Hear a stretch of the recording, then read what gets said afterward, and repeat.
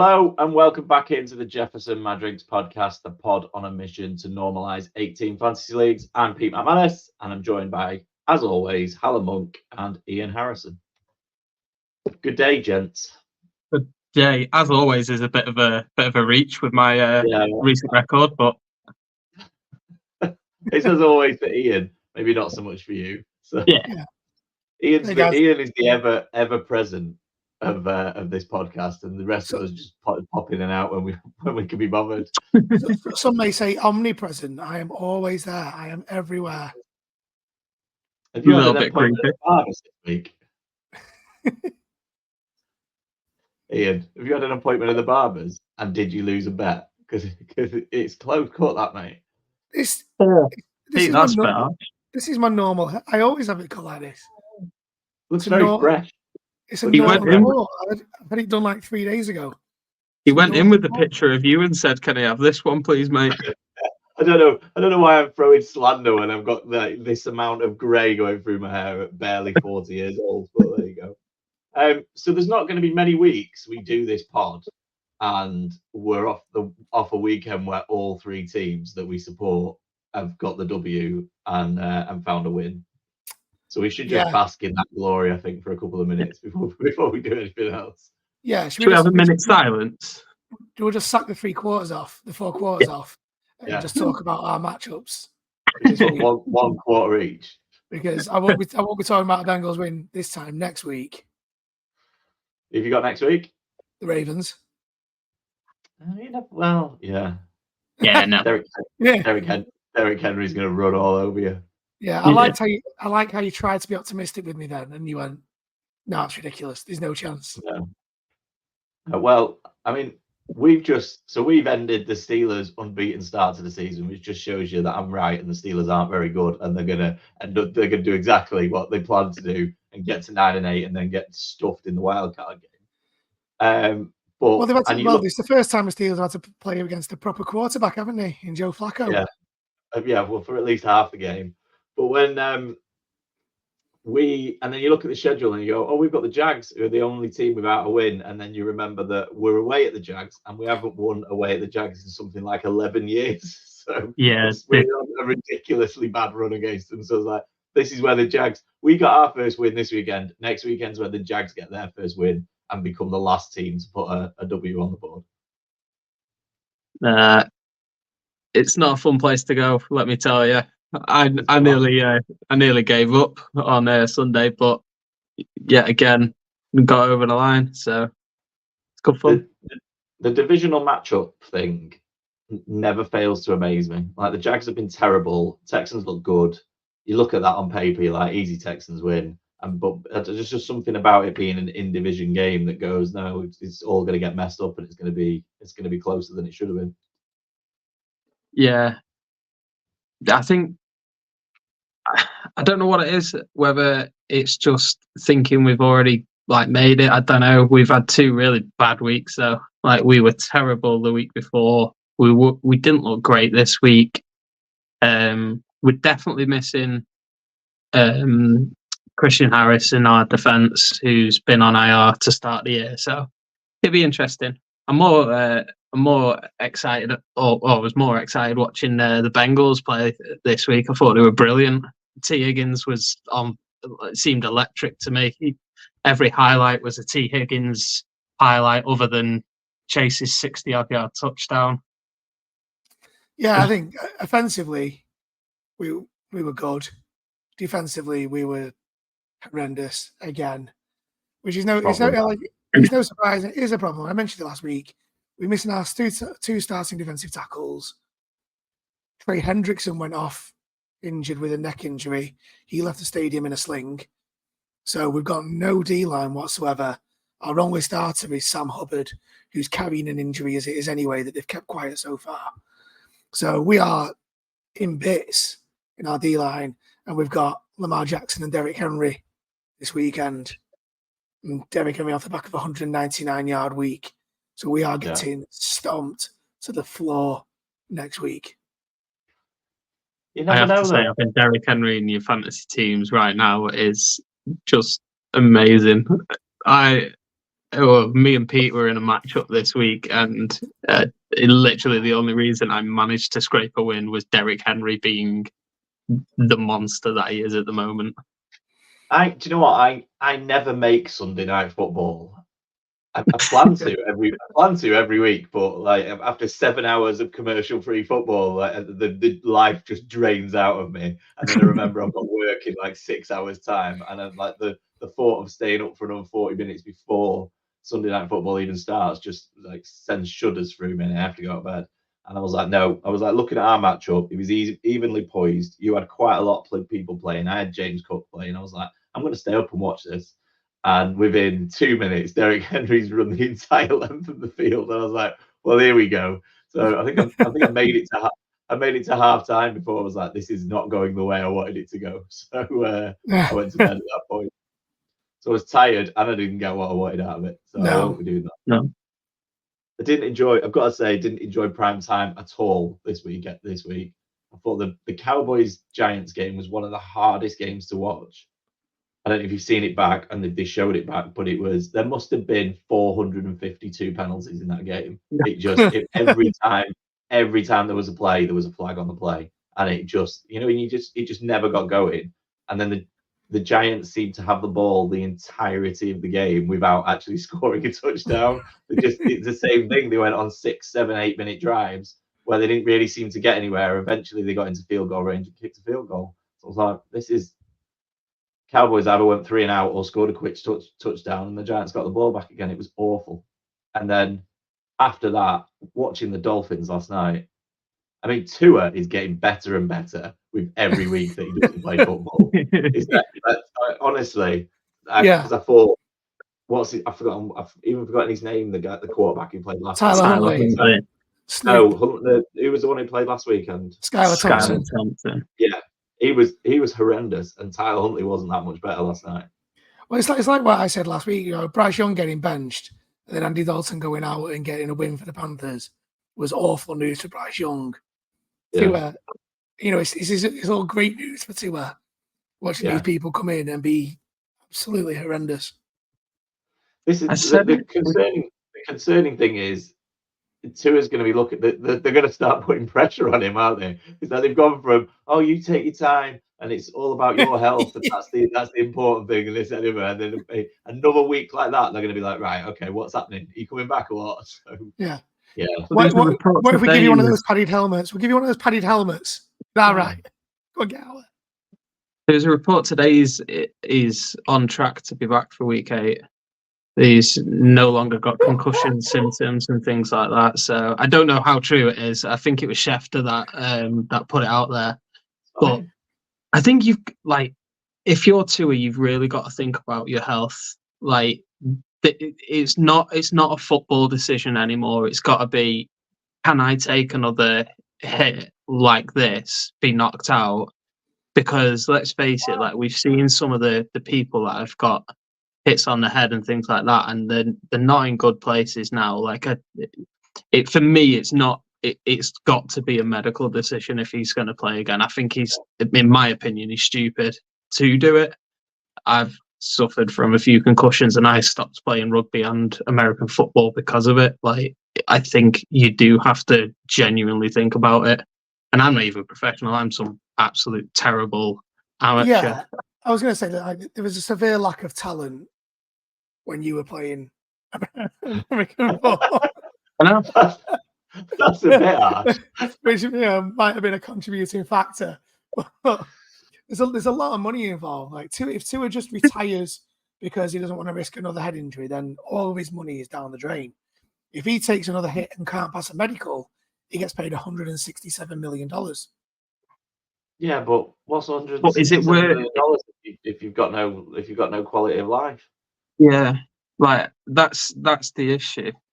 I think would you risk it for the money? He must have. No, I don't think I would, because he must have earned some money to this point. It was a first rounder, so he gets $10 million a year from his rookie contract. But it also depends on what he's being told by the doctors who are assuring, paid by the Dolphins, who have the Dolphins' best interests at heart. They'll want to game out onto the pitch. So if he's being fed a line by the Dolphins doctors that he's perfectly fine, then why would he not go? Why would he not go out and play? Yeah, and that's the thing. That's why it has to be a medical decision. Somebody has to almost sit him down and go, this is what it looks like. And it could just be that because of his concussions and the way he sort of reacts to having a concussion, that's what is probably the scariest thing, because it doesn't look good when he gets knocked out with the hands and everything like that. Whereas you see other people, like, for instance, Devonta Smith, who got knocked out the other week, he got knocked out. He was completely out cold, but there wasn't any, although it was really concerning and things like that, there was no sort of hand cramp ups or anything like that. It was, he ended up sitting up and nodding his head and things like that. There's a massive difference between the two sort of concussions.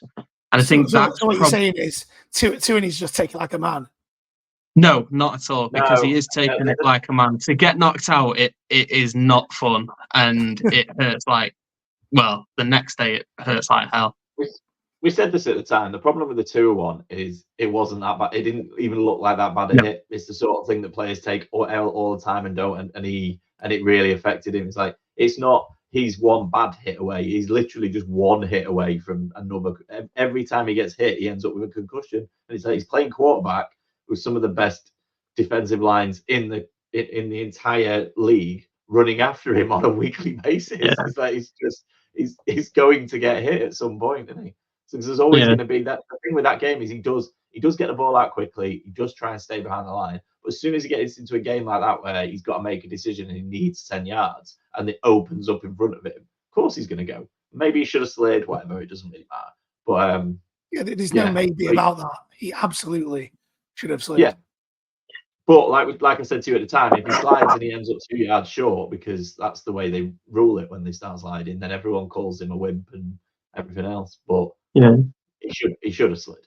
I did see it. I think it just highlights the quality or lack of quality at quarterback across the league, though.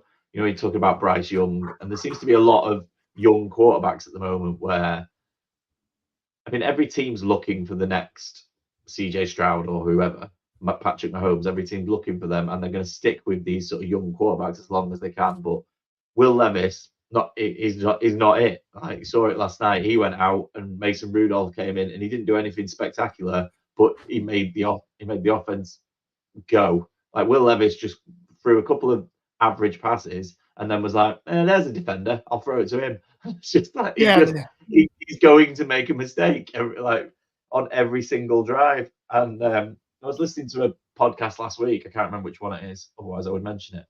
And one of the guys on it was like, I love the idea that Andy Dalton basically just wasn't good enough for the time that he was quarterback. And it's almost as if they've taken him out of the limelight, and then now they've brought him back in a time when everyone else is just worse. So he's not got any better. Just the quality of quarterback play is so much worse that suddenly Andy Dalton looks like one of the best quarterbacks in the league. Yeah. Or at least average quarterback in the league. No, but with Will Levis, I mean, he picked up an AC injury in that game. They reckon he's probably going to be back, not this week, so it's the bye week, but the week after. And Brian Callahan, who's the head coach, he said Will Levis' job is safe. I don't. What are these teams doing? I know. I mean, this is like 2 weeks after Brian Callahan stood at the sidelines screaming at him, "What the F are you doing?" Yeah. He hasn't had one good before. I mean, I don't know how many games you give these guys before you go, it's not working. Yeah. But he showed glimpses last year, and it's almost like and also they traded up to take him with the second pick of the second round, and they gave up a fair bit to get him. So it's one of them, do you ride it out with him? But like you guys have been saying, he's not really showing much. How long do you ride it out for, though? Probably the season, and then you draft someone else in the first round. Yeah.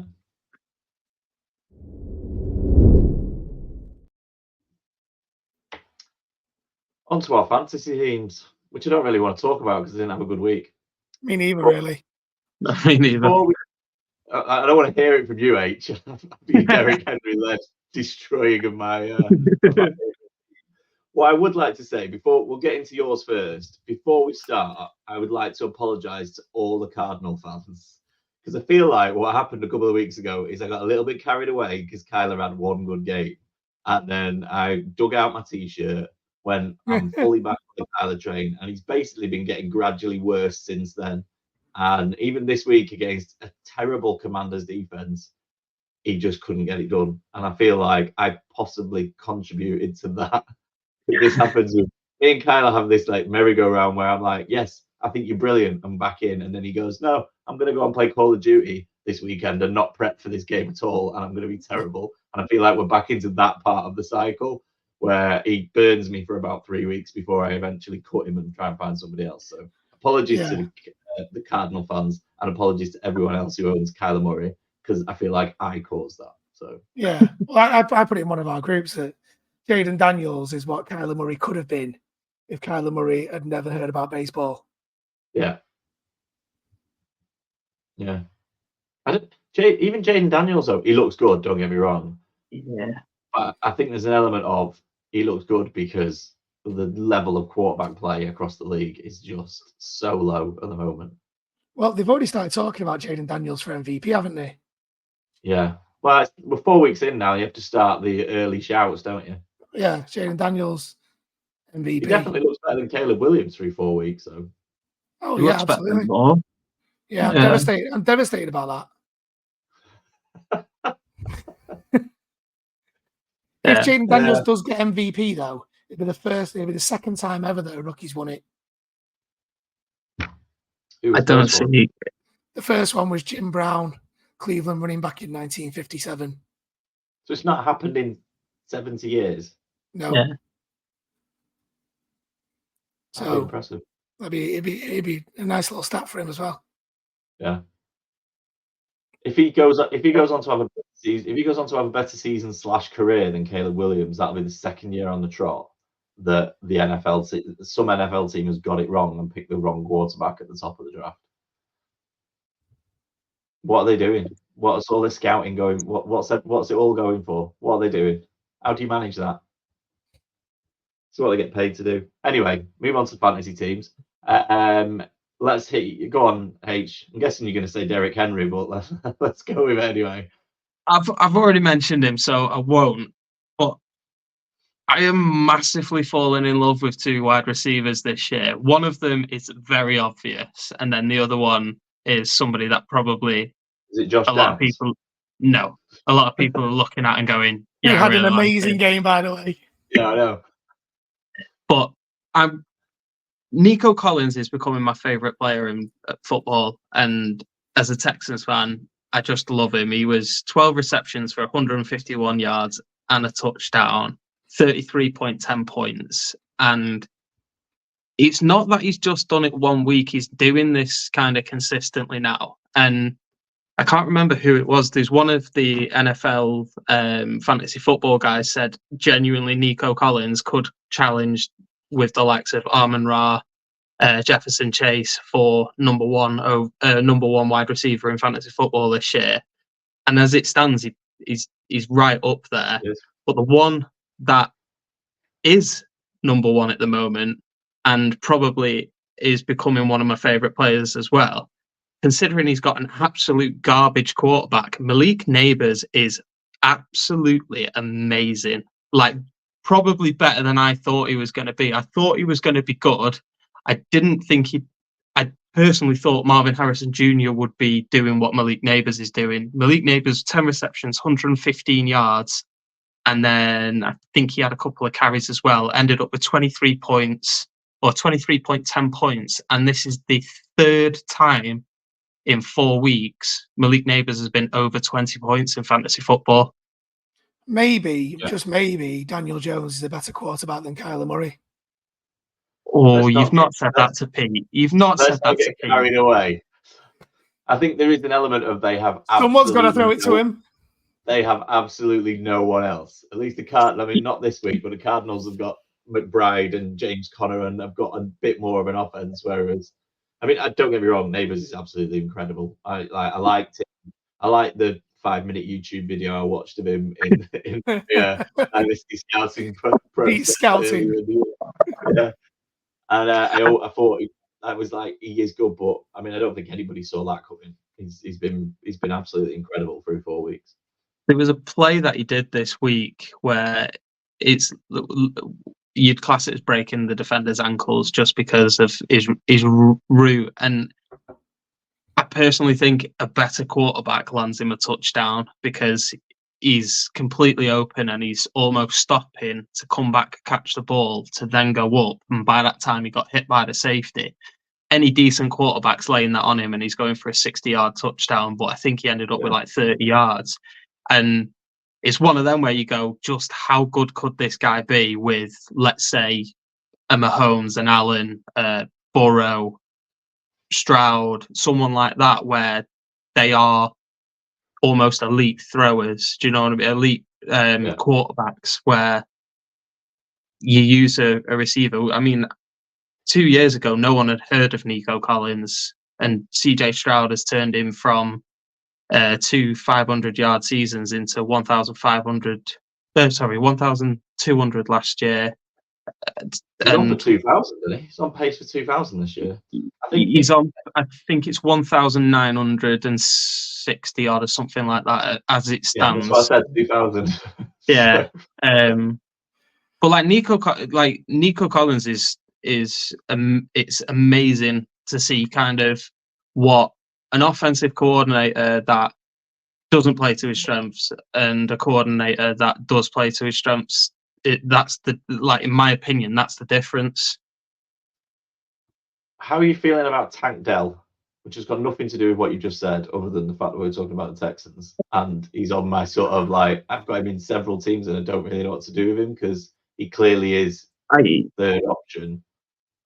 I think he is, but I also think he's going to have some big games, and it's trying to work out what those big games are going to be.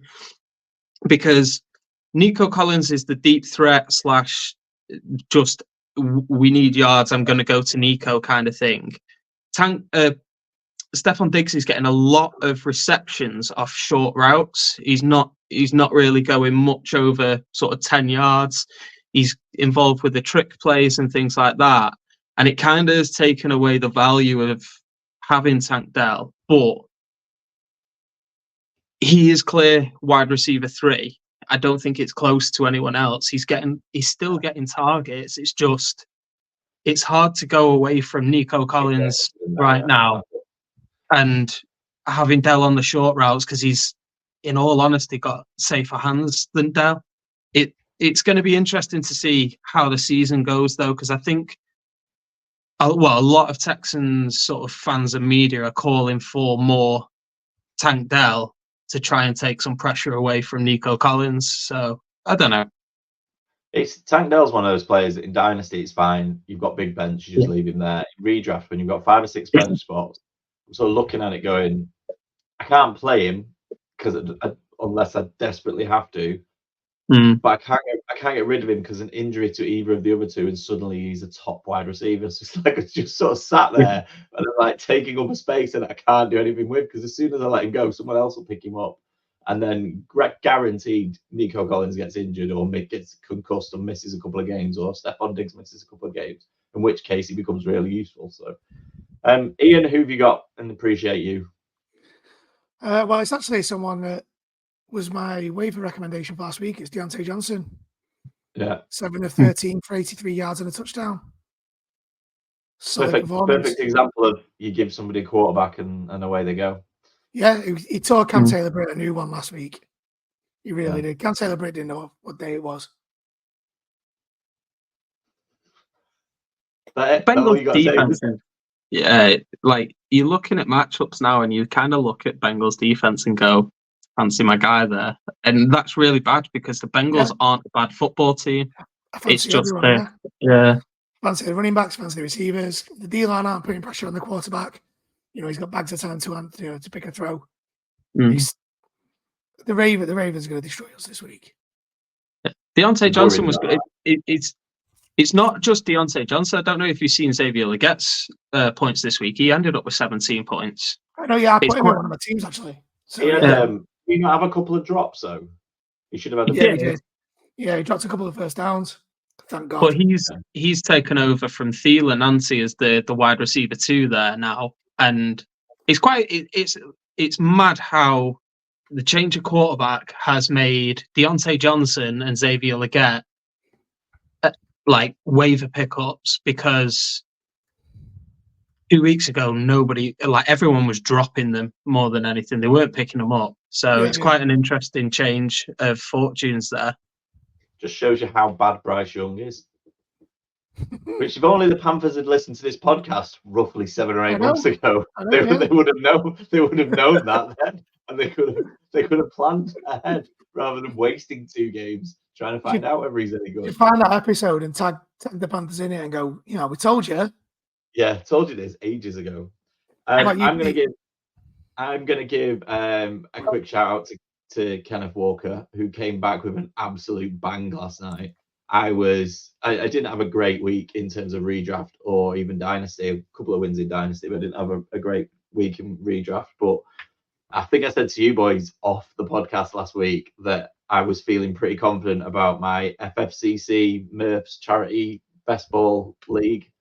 And I was on, having said, same thing as Kyler Murray, having chirped off about how I was feeling pretty good about it and I was going to win. I was on the verge of getting knocked out of that this weekend until Kenneth Walker went off for 35 points. 12 carries, 80 yards, 3 touchdowns, 4 receptions for 36. I think you've both seen the play where he just flipped over to get an extra 4 or 5 yards. I was like, they didn't rush him back. They've obviously, because I think he trained the week before on the Friday, and then they sort of obviously taking it careful with him, and he came back this week, and he shows when he's having a good game, he's a top running back. Yeah. Do we need to talk negatives? There's a lot of negatives to get through. Running There's a lot of back. negatives. I've got one more. One more. Appreciate you, and I only want to bring it up because you both told me to go with Calvin Ridley over him last week. It's DeAndre Swift. Yeah. Nobody saw that coming. Got Not that even one you wrong. saw that coming. You both let me down there. So 29 and a half points. And I only played him in 1 league. And I can't stress enough how many leagues I've got DeAndre Swift in. Yeah. Got that one wrong. We can only apologise to you, mate. Yeah. If anyone's got evidence of them calling DeAndre Swift having a big game, then I'd love to see it, because I can't imagine anybody played him in fantasy last week. Yeah. In terms of people that I'm hating on, it's Kyle Pitts. Kyle Pitts. I am done.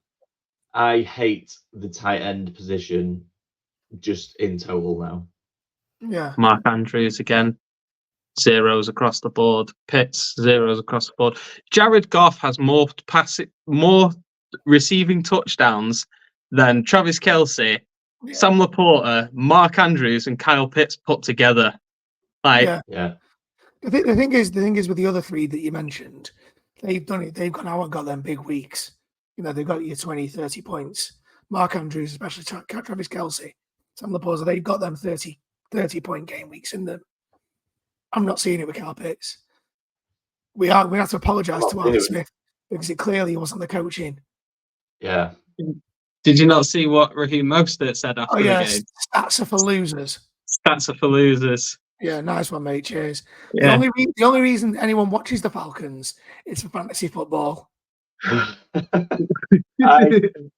I am with you on Kyle Pitts. I've got him in a couple of leagues, and I'm just like, I was giving him 4 weeks, and he's had his 4, and he started off quite well with a touchdown in week 1, and it's just been, you're just waiting for that week where you go, right, they're starting to click into gear, and it's just not. Yeah, and he's like pre-season, he's taking reps at receiver. Oh, that's worked out really happening for any of the Falcons. I don't think any of the Falcons have had a great start fantasy-wise.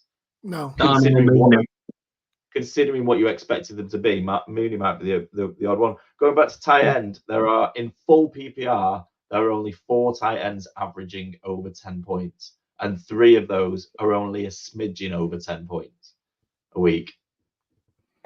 and Dallas Goedert's at the top. Kittle. Even Dallas Goedert's only averaging 13 points. So it's just Go on, Dallas. It's I probably couldn't name the other three. no. Kittle. Can't be Kittle. Is that a week out? Kittle's at 2.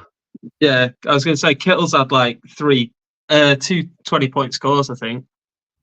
He's been strong, Kittle. Yeah. George Kittle is the sort of tight end that you didn't really want because you never know when the big games are coming. I would take George Kittle in a heartbeat now because at least you know a big game's coming at some point. Like with Kyle Pitts, Mark Andrews, Isaiah Likely, Kelsey, I think will pick up now because of Rashee Rice's injury. Yeah, but Goddard's at the top, and I wouldn't trust. They're on a bye this week, and then they'll have. You best watch what you say about my Dallas. No, but they'll have Devonta Smith and AJ Brown back the week after, and so. Are you counting on Goddard from week 6? Because I wouldn't. So he's better than the rest so far, isn't he? So we might as well. The whole position is messed up. Yeah.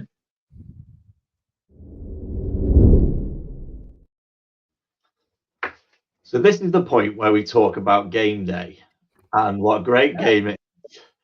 If you remember to enter your team. So, you had one job, Pete. Yeah, which is really important, especially if you're doing it for a podcast on behalf of you and your 2 co-hosts. So all I can say is I apologize on behalf of everybody. I apologize on behalf of myself. I apologize to you. I apologize to the listeners. I apologize to the Fantasy Game Day people who didn't get our £7.50 this week. So I just apologize. I messed it up. So and you've got priors for this, haven't you? Like you picked a team and then forgot to click submit, didn't you? Last year. Yeah. The good thing this year is I didn't even pick a team. I completely forgot about it until H was on the group going, how's our team getting on? I was like, oh no. Honestly, we were 3 hours into red zone before I even realized. So it wasn't like I just missed the deadline. It's nice to know that all the work I put in for the social media stuff. It's nice to know that that's working for you. Yeah. So rather than redo, we're gonna move on from me. I will pick the captain because I've already done that, and therefore I can't mess this up. And it's on to H. It's back to H, and we'll give it a couple of weeks before we go back. No, I'm picking the team now. So you're telling me the captain. Okay. I'm gonna go with a quick look. There's and the standout for me, we're not going wide receiver, we're going running back. The standout for me is Jordan Mason this week. Jordan Mason. It's got to be Derrick Henry. I know. I well thought you were going Derrick Henry. Now, Jordan Mason is 6,200 against. They are playing at home against the Arizona Cardinals, who have just been run all over by the Washington Commanders. And if they can do it, the 49ers can definitely do it. Jordan Mason's going to have a massive game this week, and he's genuinely think this is the 3rd week in a row we're going against the Cardinals defense as well. Yeah, it is. Yeah, which actually saves me quite a bit of editing on the social media posts because I can just leave the Cardinals in go up. That's okay. You've got to go with what the NFL gives you, haven't you? So that's what we're doing. Right, fair enough. I did think I was leaning Brandon Ayuk, but then I didn't think he'd like that. So we'll go with it. Brandon Ayuk, who's forgotten how to catch. Now he's getting paid $8 million a year. He's gonna have a game. He's gonna have a game where he's back, and I think this weekend might be it. But we'll go with Jordan Mason because that's a safer pick. So, right. Well, I'm probably definitely putting Derrick Henry in there somewhere, and I'm probably definitely having Lamar Jackson as my quarterback. And then I'll work the rest of the team around that. I feel like you're so much faith in the Bengals, Ian. I've watched us play, mate. It's horrendous to watch defensively. We can't stop a thing. We couldn't stop like it's bad. Using this podcast to just balance out a bit of against the Bengals in a way that where people bet against their own team, so that they're not too upset when it eventually happens. I feel like you're using our podcast and the Game Day app. I can only talk about what I see and what's happening to the Bengals, and no D line. if you lose the battle of the trenches, you're not going to win many games. No. True. The only good thing is that you're winning the offensive battle of the trenches at the moment. There's been some good O-line play from what I've seen. The young rookie looks good. Offensively, we look sound. Yeah, Mims has come in because Trent Brown's done for the year already. Yeah. He's done his knee. So Mims has come in. We have got Miles Murphy coming back off IR at some point on the D-line. He's our first rounder from last year. So hopefully things will improve. And hopefully Trey Hendrickson... Yeah, hopefully Trey Hendrickson avoids a longer-term injury and can be back for next week. But without 2 defensive tackles, with Derrick Henry in town, you are in for a long day. Yeah. So that's our captain for Fantasy Game Day. If you haven't already signed up, sign up using the code JMDFS. You have to actually enter your team and pay, though, if you want the free week. If you forget, you won't get the free week, no matter how many codes you enter. So don't be more Ian and H and less Pete and enter your team. Moving on to the JMD and JTT Fantasy League. Should we talk leagues first or should we talk cup first? I know H is on the edge of his seat, wanting to find out if he's in the final or not. I couldn't care less about the cup. Right. Do league first, then. Let's talk about the league. So in Merino, we had the Boye team. The Boye top scored with 176.1, and Team Drift Edge were at the bottom end of that, 134.66. Some good scores though across the league in the Merino League. Over in Manning, our top scorer was Team Mungri Pablo, 167.26. I think you can take a guess about who they were playing this week. At the bottom of the Manning League with just 112.8 points. 2 are good to be true, which is PM Big Man. But a big shout out to them because he changed his team name this week. So he gets, he might have not scored very well, but a big shout out from us for actually putting the effort into changes. Yeah, thanks very much. Thank you. Yeah. In Elway, Team 89 Monday scored 195.18. That's incredible scoring. Big week from them. And at the bottom of that, the final boss scored 115.7. And in Brady, we had our 4th 200 plus score and the highest score that we've had in the history of the league, which granted is only 4 weeks long, but still sounds good. 211.6. And that was Team Konski 77. Guess who they played this week? Yeah, there's a lot. Wait. So all three of us have lost in our own cup. Yeah, right, massively brilliant. As well. Great. Yeah. We get the thing is with this league, I've been in the top 3 scores twice and lost both of those games. And the other 2 weeks I've not scored that well and won both of them, so I'm 2-2, which is kind of where I should be, but it's happened the complete wrong way around. At the bottom of the Brady League. Sorry, Pete. It's when you get the weekly report and you're 3rd on the podium. You're like, but I lost. Yeah, that's happened to me twice. It's like, So second once lost. Yeah, it's painful. I even started getting sympathy messages about my losses, saying that I'm the unluckiest person. That's when you know it's bad. Yeah, when other people start noticing and thinking you're bad, that's when it really hurts. And the bottom of the Brady League, the unfortunately named owner of Brady was not owner of Brady this week, 105.68, which is the lowest score across the league in week 4. We are 4 weeks in, so it's worth a shout out to the 2 teams who are 4-0.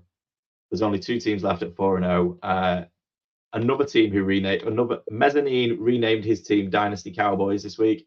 He's got the top score overall of 662 points, which is just ahead of everybody else. So he's leading the way in the Merino division at 4-0. And the other 4-0 team is the Last Waltz,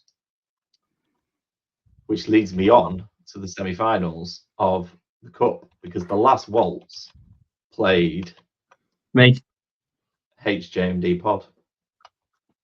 And whilst they are 4-0, they only scored 141.6 points this week. And H scored 160.12. So H moves into the final of our first ever cup competition. And he will face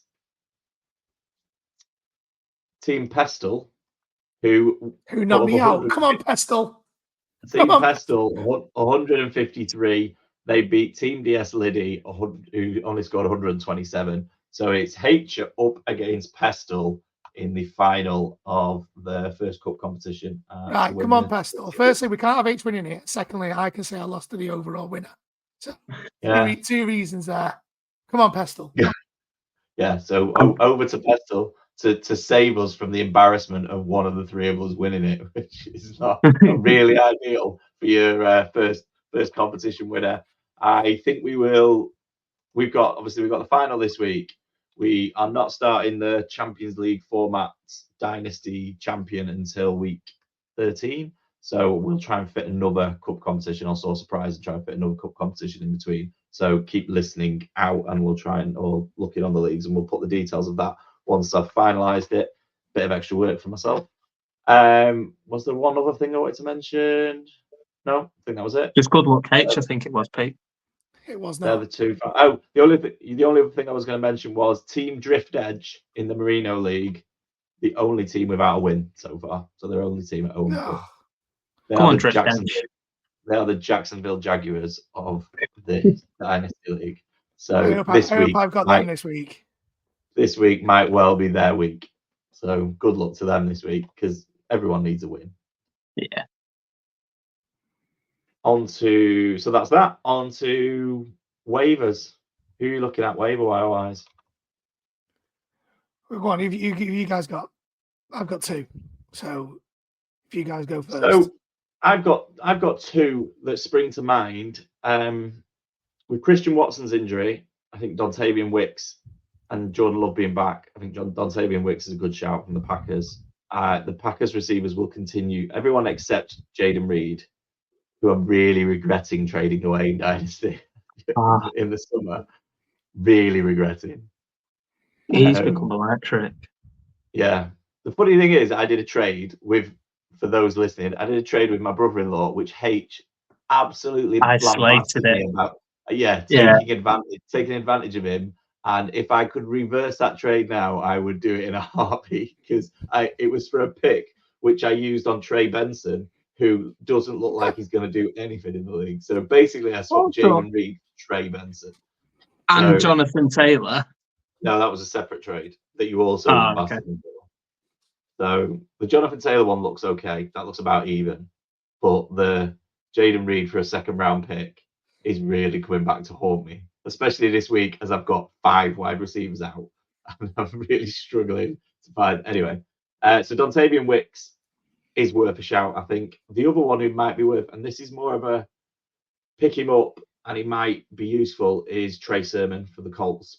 Jonathan Taylor went out with a high ankle sprain at the end of the game, which they're saying is only mild, and they're not ruling him out. They've said they're not going to put him on IR, but even the fact that IR was mentioned suggests that it could be a couple of weeks, which means they're going to hand it over to Trey Sermon. And as we cannot throw the ball unless we keep Joe Flacco in, Trey Sermon, I think, is a safe bet at running back. Yeah, I agree. I've put a claim in for Trey Sermon in the Scottish Bowl. So yeah, just in case. H, have you got anyone? I've got one, and it's somebody that I picked up in a lot of redrafts this year, and I've since dropped him because of my catastrophic injuries, and I'm now kind of wanting him back because I think he's got to the point now where he's taking over as RB1, and it's Chase Brown at the Bengals. He looked brilliant this week. He looked really good. A lot of carries. I said this last week though, didn't I? I said it's good. And I've got to the point now where I'm regretting dropping him. I mean, granted, I needed to drop someone, but it's now I'm risking maybe not getting this guy back when it looks like he's probably going to take over, because Zach Moss doesn't look like he's the answer there. And Brown, I read a stat that Brown has the most explosive plays, which is, I think it's something like over 15 yards on a carry so far in the this season. I think he's got the highest yards per carry out of all running backs in the NFL. That was it. Sorry, highest yards per carry. He looks more of the answer for the Bengals, and he seems to really suit the Bengals offense as well. He just looks like a really good fit there. So yeah, Chase Brown for me is the one. Well, one of mine is also a Bengal, and it's Eric Hall. Yeah. Eric Hall is, in the last 3 weeks, he's outscoring Mark Andrews, Pitts, Likely, and Schultz. So his largest snap share of the season, probably, yeah. To be fair, I think me and you are outscoring Mark Andrews over the last couple of weeks of the season. So yeah, that's a terrible stat. Apart from week 1, where he's barely on the field, he's caught 4 passes every game. And he looks to be a big part of the offense on both passing and run plays, as his blocking is elite. So he's also there for a check down if needed. Gesicki, if anyone noticed, had an absolute stinker this week, caught 1 pass for -9 yards. So Eric Hall's got a chance this week to stick his flag in the ground and say, right, I'm tight on 1 now. So get him now while there's a chance he can go off. And my second one is Wan'Dale Robinson. I like this. In 18 leagues, I put a few waiver claims in already before we started podcasting. He scored double digits 3 out of 4 weeks. Scored 9.8 in week 2. So he didn't get double digits, but he was nearly there. But he only got 4 targets.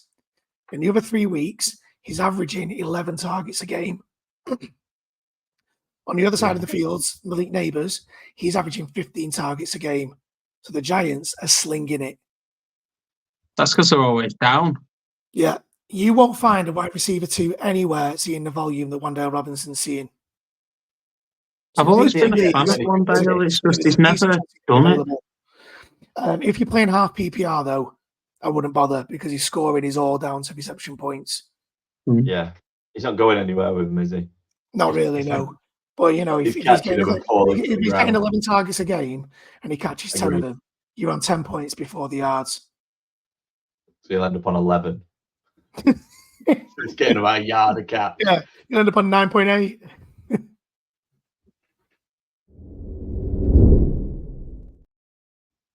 It's really bad that you say Eric Hall's averaging 4 targets a game, and because he's a tight end, I'm really excited about that. 4 targets, take that.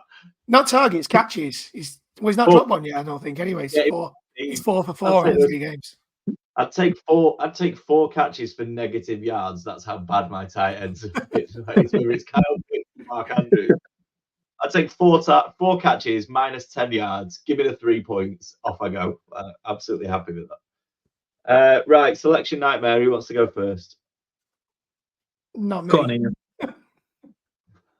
Go on, I'll go first then. Right, mine's terrible. So we've just talked about this league. I am really short in a dynasty league where I thought I had wide receivers coming out of my ears. And therefore traded away Jaden Reed. I am now really struggling. So Puka's out, AJ Brown's out, Rashee Rice is now out. So I'm left with 2 wide receivers and I need one of them to play. They're both quality players. Neither of them has a decent quarterback, and therefore I wouldn't otherwise be playing them. But I've got a hole, and I need to play one. So is either DJ Moore, who I was just trying to check. I can't even tell you who they're playing. DJ Moore for the Bears, who are playing someone. I'll check that in a second. Or Jalen Waddle. Exactly. Wow. No, it's DJ Moore. It has to be DJ Moore. I'd go DJ Moore as well, just purely because there is a slightly better quarterback. Unbelievably, I trust Caleb Williams more than Tyler Huntley. DJ Moore is playing Carolina at home, and Jalen Waddle is at New England. Oh, yeah, Carolina. Yeah, against Carolina. Oh, absolutely. Yeah. DJ Moore. As bad as the Patriots are, the defense is quite solid, and Christian Gonzalez, the cornerback at New England, who was a rookie last year and got injured, looks absolutely incredible. So he's probably going to go up He'll be on against Tyreek both Hill, Hill. won't he?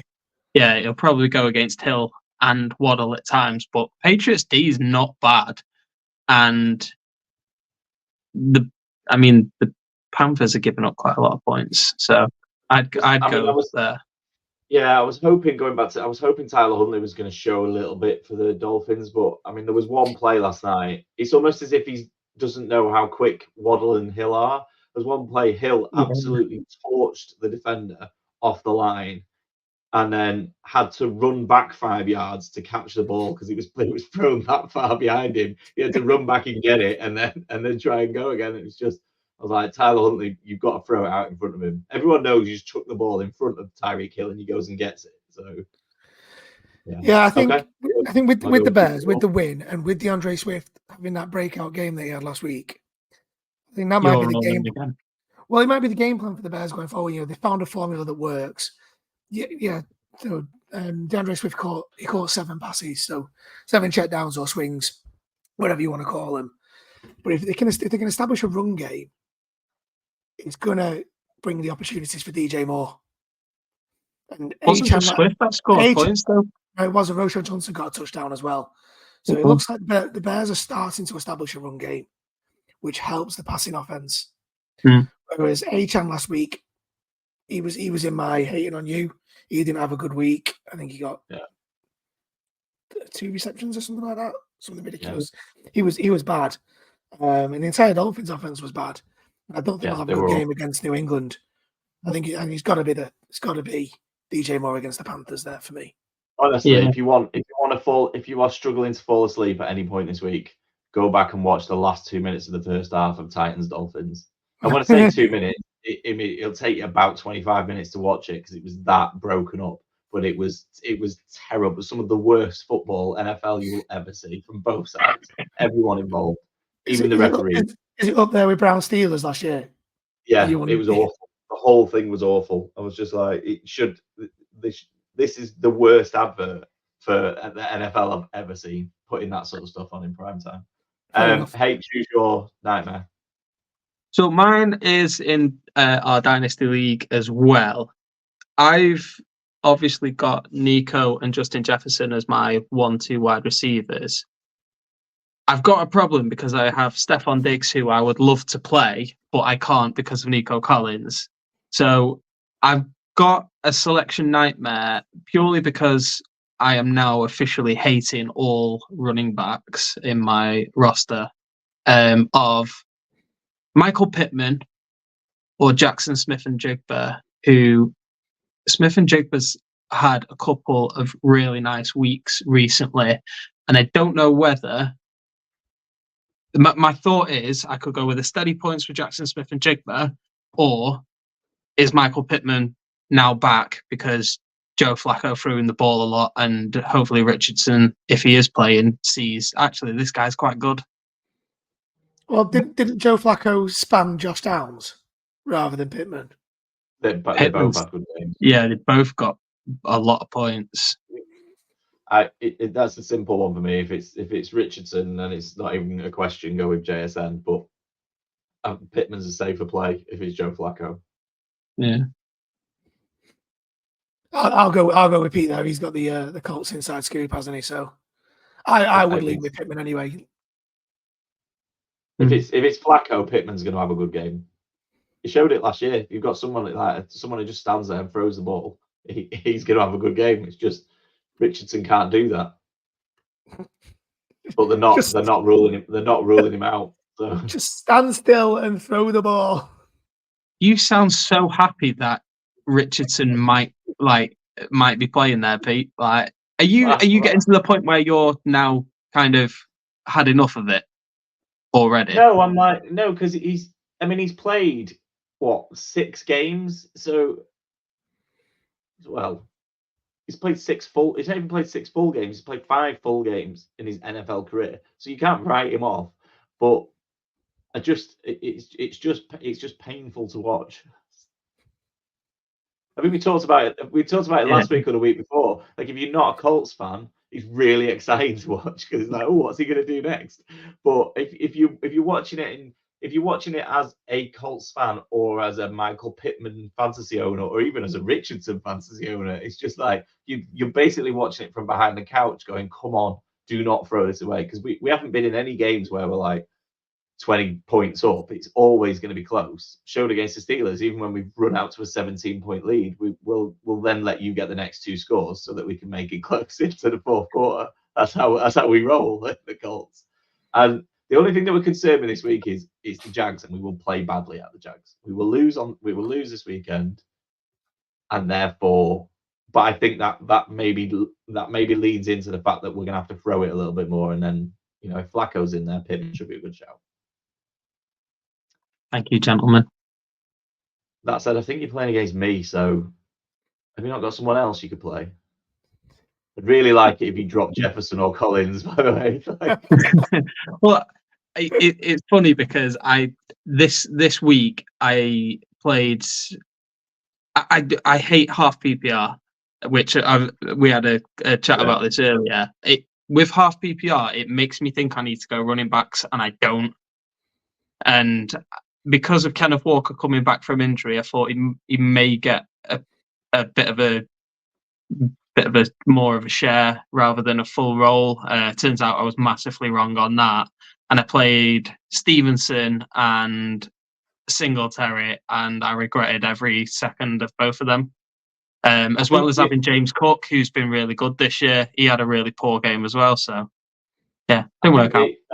The half PPR thing, I think it just makes touchdowns more important. That's mine. Yeah. It's like you need touchdowns a little bit more to make the difference. It just seems to make a bit more of a difference than obviously PPR. But yeah, I mean, you might as well have said I've got Jefferson and Collins, so it doesn't matter who I play in my flex. But let's have a bit of fun. And who would you play? Who shall I take the mickey with, Pittman or JSN? Ian, who have you got? Right, no one is going to enjoy this. This is for a super flex position.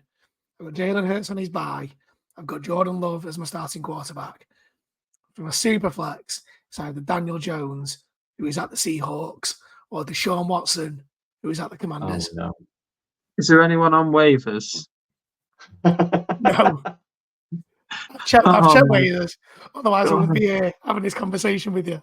If he's super flex and he's got 4 quarterbacks, I'm guessing there's nobody on waivers. Yeah.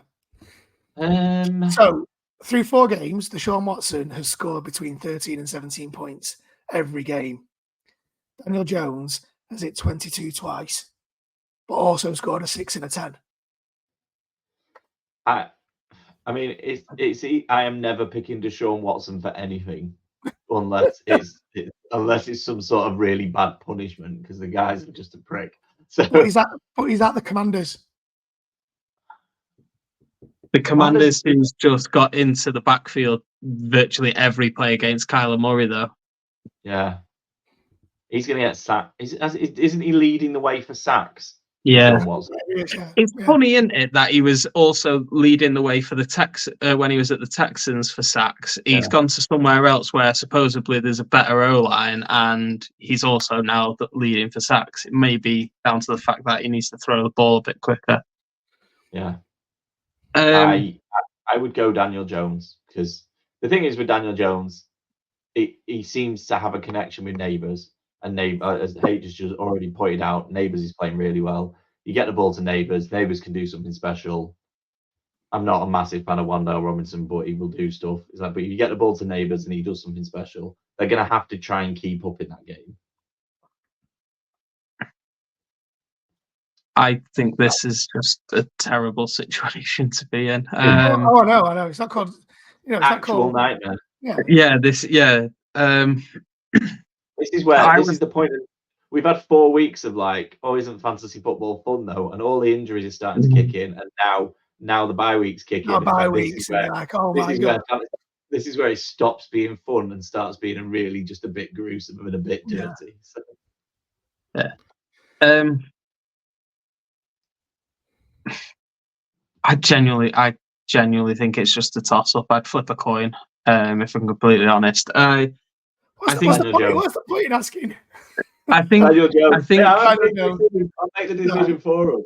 Cheers. Okay. Right. I personally think Dan Jones is more likely to have a bigger game. I think with Deshaun Watson, you've mentioned, you're probably going to get 13, 15 points, something like that.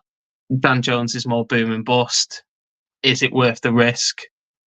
It depends if you've got enough in the rest of your roster where you feel comfortable, take the safety. If not, go with Dan Jones. That's 4 weeks in, and I don't feel comfortable with any team I've drafted at all. That's because you picked up DeAndre Swift in every league. And then benched him last week. Ironically enough, he's not in this team. DeAndre Swift is nailed on for under 8 points this week. That's my bet of the week. DeAndre Swift's going to have an absolute mare. Yeah. Right. Before we wrap up, and we've chatted on for a little bit too long today, but we'll make this quick. We are 4 for 4 in terms of our weekly accumulator. If the task was to miss out by 1 every week, we have 4 for 4. We haven't won any money off the back of it, but we are consistent. At least we're consistent. This week it was nobody to blame here. I blame Mike McDaniel and Tyler Huntley. So it was the Dolphins. If you can't beat the Titans, what are you doing? There's something wrong with you. There is only 3 official primetime games, but it would be a miss of us to not add in the first London game. So first up is Bucks at Falcons, which is not an easy game to call at all. Bucks. I like the Bucks. Okay, apparently it is an easy game to call. It's only not easy because you love the Falcons. I don't love the Falcons. I think I've made it quite clear that the Saints are my team choice in the NFC South at the moment. Sorry, my apologies. Through 2 weeks was looking good, and now not so much. I agree with you. I think the Bucks. Baker's on fire, so let's stick with the Bucks there. Jets Vikings, I think, will be an interesting one, and I only say that because I think the Vikings have got to go into it as favourites, but you send 2 teams across the pond and everything goes out the window, basically. So. I think the Vikings are playing some amazing football, and the Vikings, don't see them losing. I was going to say Jets, but if you're both going Vikings, then that's the end of that. Even after the Broncos game. Yeah. Broncos have a strong day, but I don't. Even with that, and it was a bit of a horrendous weather and all that, I still can't see the Jets beating the Vikings on current form. Did you see this? We've already gone over this, so it don't really matter. But did you see Bo Nix's stats? Yeah, excellent, weren't they? 60 passing yards of 25 attempts.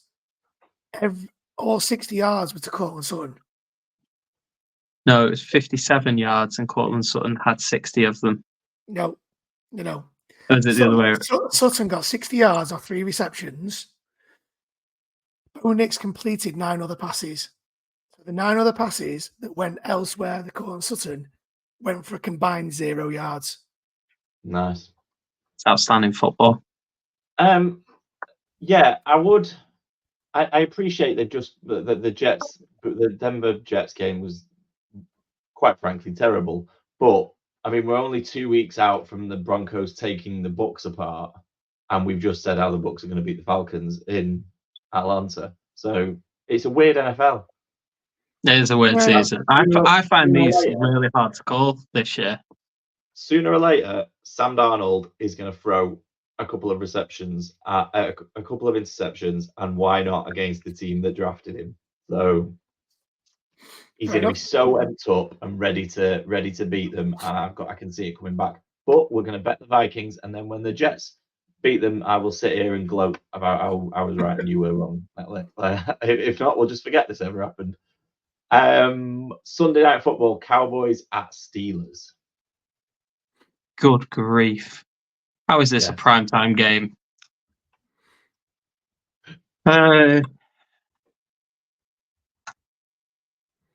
Probably the Steelers, but it's one of them where it's like both teams are that awful to watch. Like, it's a difficult one.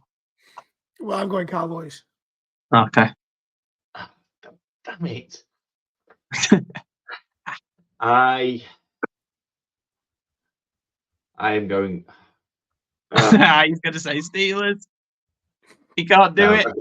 I can't do it. I'm going to go Cowboys. Cowboys it is. Cowboys it is. And then we finish up Monday Night Football, Saints at Chiefs. It's hard not to go Chiefs. Yeah, I can't see the Saints going in there and doing anything. I think go with the Chiefs. Yeah, I do. I've got Saints. Not that it matters because you guys have gone. You've both gone with the Chiefs, but I've got Saints down here. I think the Chiefs will win by 4 points because that seems to be what they do now. They're going to win every game 22-18 or something. They were the other accumulator I got. I had 5 overs that was worth 170 quid off a fiver at the weekend, and I was just waiting for the Chiefs Chargers game to hit 41 points, and he got nowhere near. And when the Chargers went out by 10 points, I was like, "We're in here. This is good. This is on." And it got nowhere near 41 points. So, right. Anything to add before I wrap up?